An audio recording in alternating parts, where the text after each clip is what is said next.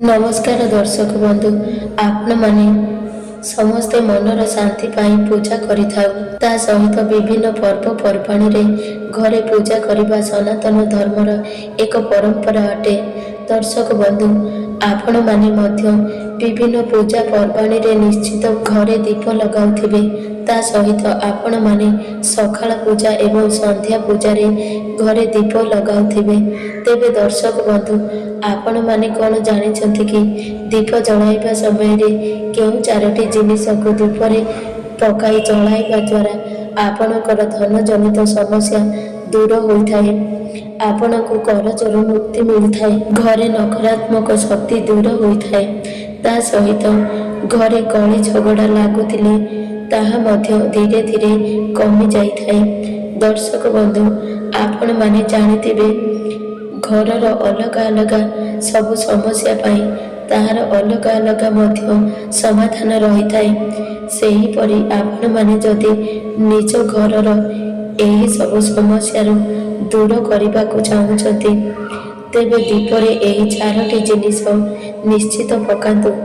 दर्शक बंधु जदि आपण मानकु विश्वास हेउनाही आपण माने भाबुचंती एही कथारे केते सत्यता अछि तेबे आपण माने थरे मात्र वीडियो रे कुहा जाइथिबा प्रत्येक कथा को सुनिकी बुझिबा पाई चेष्टा करंतु। किंतु दर्शक बंधु जे उपायटी आपण को कहिबी ताहाकू आपण माने स्वच्छ मनरे एवं निस्वार्थ भावना सहित करिबार अछि, कारण मनरे संदेह रखी कौनसी काम कले ताहा केबे हेले सफल मिली न थाए। सेथिपाई दर्शक बंधु एही उपाय रे आपणकर टंकाटिए भी खर्च हेब नाही।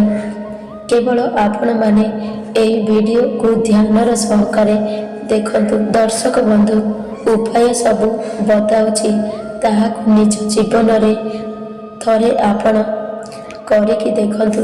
जदि आपण माने चाहूँगी यही सबु समस्या मुक्ति पाइबा पाई तेबे एही वीडियोटी को निश्चित देखंतु।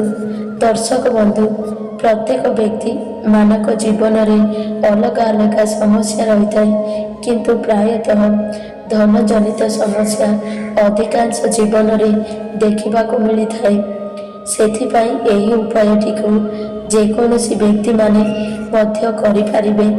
प्रत्येक दिन आपण माने जेतेबेले घरे दीप जलाउछंती तेबे सेही दीपरे एही चारोटी जिनिस को पकाइबे। दर्शक बंधु प्रथमे जानी रखंतु जे आपण पूजा करिबा समय रे केउ दीपटी को लगाइबे, ताहाकू आपण माने किपरि व्यवहार करिबे। आपण माने पूजा दीप को कौन बारंबार व्यवहार करिबा परे ताकू फोपाड़ी देउछंती कि कौन आपण माने एपरि भूल करुछंती कि जहा द्वारा आपण मानकू लागुथिबो जे माटी दीप बारंबार व्यवहार करिबा परे एहाकू फिंगी देवा उचित। ता सहित जेउ माने एपरि भूल करुछंती आपण थरे मात्र एही वीडियोटी को सेमानकू शेयर करंतु।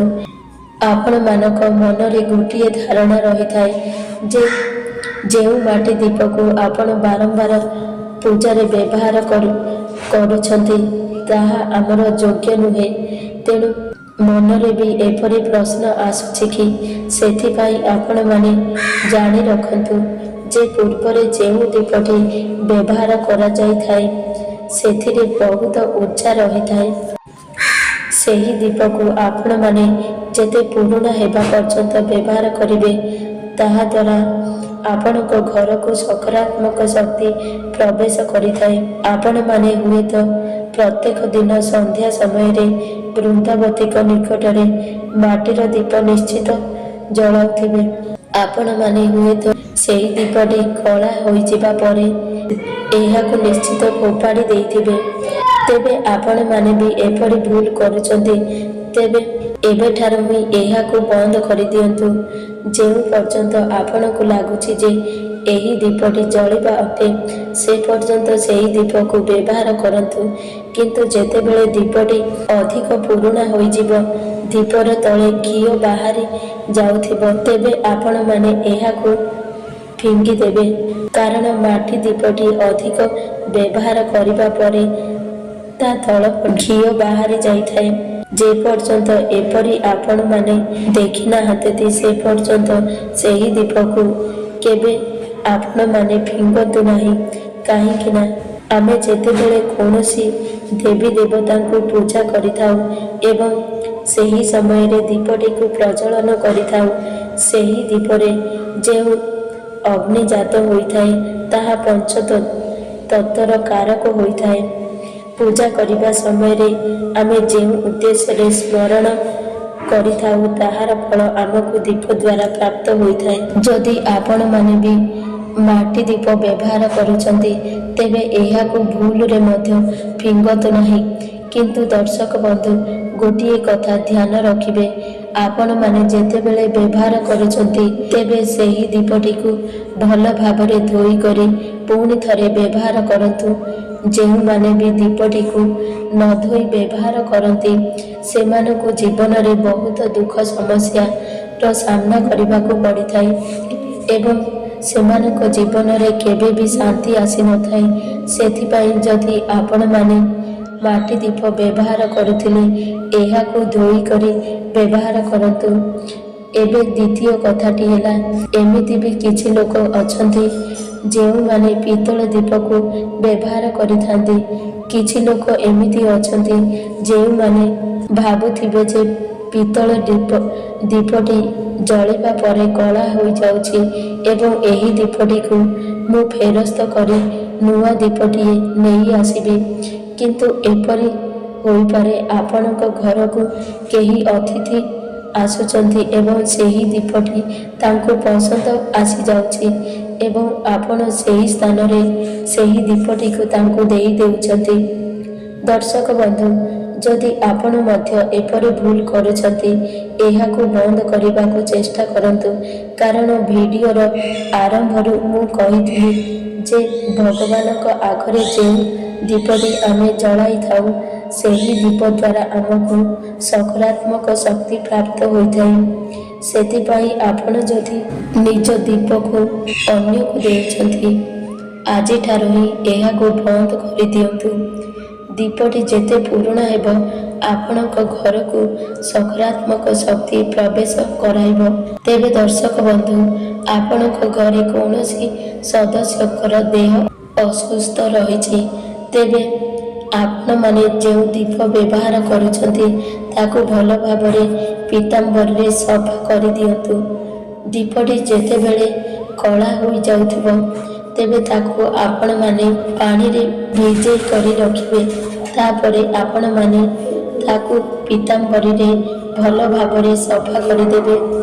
ଆପଣମାନେ ଏପରି କରିବା ଦ୍ୱାରା ମାତ୍ର 15 ଦିନ ମଧ୍ୟରେ ଆପଣମାନେ ଲକ୍ଷ୍ୟ କରିବେ ଏହି ଉପାୟଟିକୁ କରିବା ପରେ ଯେଉଁ ବ୍ୟକ୍ତି ମଧ୍ୟ ଚିଡ଼ିଚିଡ଼ା ହେଉଛନ୍ତି ଏବଂ ତାଙ୍କ ଶରୀର ଅସୁସ୍ଥ ରହିଛି ସେହି ବ୍ୟକ୍ତିକୁ ନିଶ୍ଚିତ ଭାବରେ ଉପଶମ ପ୍ରାପ୍ତ ହେବ।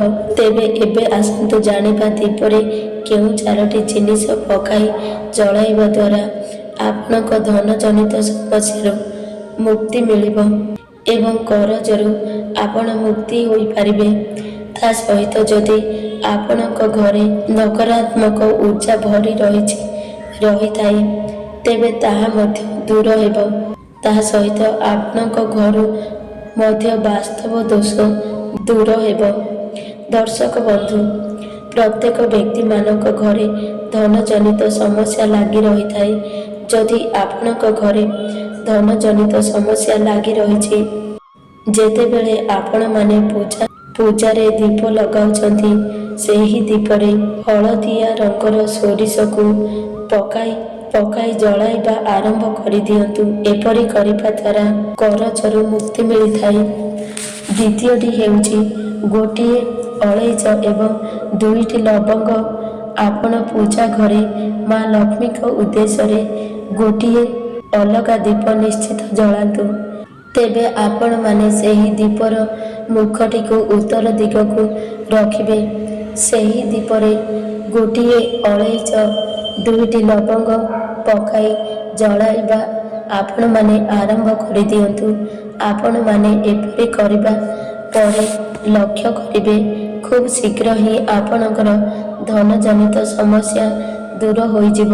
ଯଦି ଆପଣଙ୍କର ଶତ୍ରୁ ପୀଡ଼ା ଅଛି କିମ୍ବା ଶତ୍ରୁଜନିତ ସମସ୍ୟା ଅଛି, ଆପଣ ବିଚଳିତ ହୋଇପଡ଼ିଲେଣି, ଆପଣମାନେ କୌଣସି ହନୁମାନ ମନ୍ଦିରରେ ମଙ୍ଗଳବାର ଶନିବାର ଦିନ ଗୋଟିଏ ସୋରିଷ ତେଲର ଦୀପ ନିଶ୍ଚିତ ପ୍ରଜ୍ୱଳନ କରନ୍ତୁ। ଯେଉଁ ଶତ୍ରୁ ଆପଣଙ୍କୁ ବିଚଳିତ କରୁଛନ୍ତି ସେମାନଙ୍କ ନାମ ନେଇ ହନୁମାନଙ୍କ ମନ୍ଦିରରେ ସୋରିଷ ତେଲର ଦୀପ ଜଳାଇବା ଆରମ୍ଭ କରିଦିଅନ୍ତୁ। ଏବେ ଆସନ୍ତୁ ଜାଣିବା ଚତୁର୍ଥ ଉପାୟଟି। ଯଦି ଆପଣଙ୍କ ଘରେ ନକାରାତ୍ମକ ଶକ୍ତି ଭରି ରହିଥାଏ ଏବଂ ଯେକୌଣସି କାର୍ଯ୍ୟ କରୁଛନ୍ତି ସେଥିରେ ବାଧା ସୃଷ୍ଟି ହେଉଛି, ଯଦି ଆପଣମାନେ ନିଜ ଘରୁ ନକାରାତ୍ମକ ଶକ୍ତିକୁ ଦୂର କରିବାକୁ ଚାହୁଁଛନ୍ତି, ତେବେ ଦର୍ଶକ ବନ୍ଧୁ ଏହି ଉପାୟଟିକୁ ପ୍ରତ୍ୟେକ ଶନିବାରକୁ ଶନିବାର କରିବାର ଅଛି। କିନ୍ତୁ ଆପଣଙ୍କୁ ରେଗୁଲାର କରିବାର ଅଛି। 2ଟି କର୍ପୂର, 2ଟି ଲବଙ୍ଗ, 2ଟି ଅଳେଇଚ, ଗୋଟିଏ ତେଜପତ୍ର। ଆପଣ ଯେତେବେଳେ କର୍ପୂରର ଆଳତି କରୁଛନ୍ତି ସେହି ଆଳତିରେ ଏହାକୁ ପକାଇକି ଜଳାଇବା ଆରମ୍ଭ କରନ୍ତୁ। ସେଥିରେ ଆପଣମାନେ ଗୁଆ ଘିଅ ମଧ୍ୟ ପକାଇ ପାରିବେ। ତେବେ ଆପଣମାନେ ପ୍ରତ୍ୟେକ ଶନିବାରକୁ ଶନିବାର ଏହି ଉପାୟଟିକୁ କରିବା ଆରମ୍ଭ କରିଦିଅନ୍ତୁ। ଏହାକୁ ଜାଳିବା ପରେ ପୂଜା ଘର ବ୍ୟତୀତ ଆପଣଙ୍କ ଘରର ଚତୁଃପାର୍ଶ୍ୱରେ ବୁଲାଇ ଆଣିବେ ଏବଂ ଘରେ ବୁଲାଇ ସାରିବା ପରେ ଏହାକୁ ମୁଖ୍ୟ ଦ୍ୱାର ପାଖକୁ ନେଇଯିବେ। ଯେତେବେଳେ ତାହା ସମ୍ପୂର୍ଣ୍ଣ ଜଳିଯିବ, ମୁଖ୍ୟ ଦ୍ୱାରର ସାମ୍ନାରେ ଏହାକୁ ଫିଙ୍ଗିଦେବେ ଏବଂ ତା ପରଦିନ ସକାଳେ ଚପଲ ପିନ୍ଧି ସେହି ପାଉଁଶକୁ ଆପଣମାନେ ଝାଡ଼ୁ କରିବେ, ଯେପରିକି ସେହି ପାଉଁଶ ଆପଣଙ୍କ ଗୋଡ଼ରେ ନ ଲାଗିବ। ଏହି ସରଳ ଉପାୟକୁ ଆପଣମାନେ ଆପଣମାନଙ୍କ ଜୀବନରେ ଥରୁଟିଏ କରିକି ଦେଖନ୍ତୁ। ତା ସହିତ ଆପଣମାନେ ଦୀପର ସଳିତାକୁ ଫିଙ୍ଗି ଦେଉଛନ୍ତି, ଏହା ଅତ୍ୟନ୍ତ ଭୁଲ ହୋଇଥାଏ।